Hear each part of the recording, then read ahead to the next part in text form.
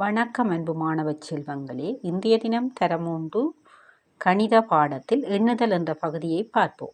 அந்த வகையிலே மாணவ செல்வங்களே, எண்கள் என்ற பகுதிக்குள்ள எண் வாசிக்கிற முறைகள், எண் குறியீடு, எண் பெயர், எண்ணிடப்பெருமானம் போன்ற விடயங்கள் அடங்குகின்றன.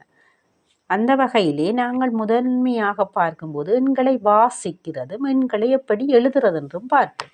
அந்த வகையிலே எண்களை வாசிப்போம். இங்கு ஒரு அட்டவணை ஒன்று உங்களுக்கு தரப்பட்டுள்ளது. அந்த அட்டவணையை பூரணப்படுத்த வேண்டும்.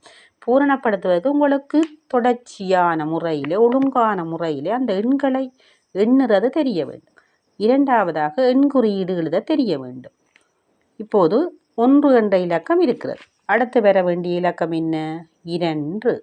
அடுத்தது 3 எழுதப்பட்டிருக்கு. 4. அடுத்து வர வேண்டிய இலக்கம் 5. அடுத்தது 6. 7 எழுதப்பட்டிருக்கு. அடுத்து வர வேண்டிய இலக்கம் 8. 9 எழுதப்பட்டிருக்கு. அடுத்து வர வேண்டிய இலக்கம் 10. 11 எழுதப்பட்டிருக்கு. 12 எழுதப்பட்டிருக்கு. அடுத்து வர வேண்டிய இலக்கம் 13. மாணவ செல்வங்களே, எண்களை வாசிக்கிற ஒழுங்கு தெரிய வேண்டும். 14 எழுதப்பட்டிருக்கு. அடுத்தது 15. அடுத்தது 16. 17 எழுதப்பட்டிருக்கு. அடுத்த இலக்கம் 18. 19, 20, 21.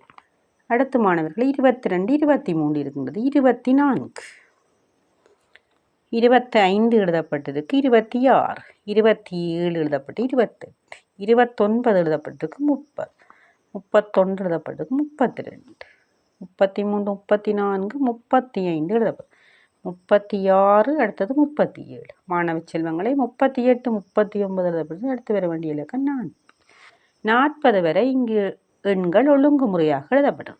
அந்த வகையிலே மாணவர்களாகிய நீங்கள் எண் குறியீடு, எண் பெயர், எண்களை வாசிக்கிற முறை, எண் பெயர் எண்களை எப்படி நாங்கள் வாசிக்கிறது, அடுத்தது எண் குறியீடு என்பது எண்களை எப்படி எழுதுவதென்ற 2 விடயங்களை இங்கு அவதானிக்கிறீர்கள். அந்த வகையிலே மாணவ செல்வங்களே, இப்போது நான் சில எண்களை எழுதுகிறேன். அடுத்து வர வேண்டிய எண்களை நீங்கள் எழுதுங்கள்.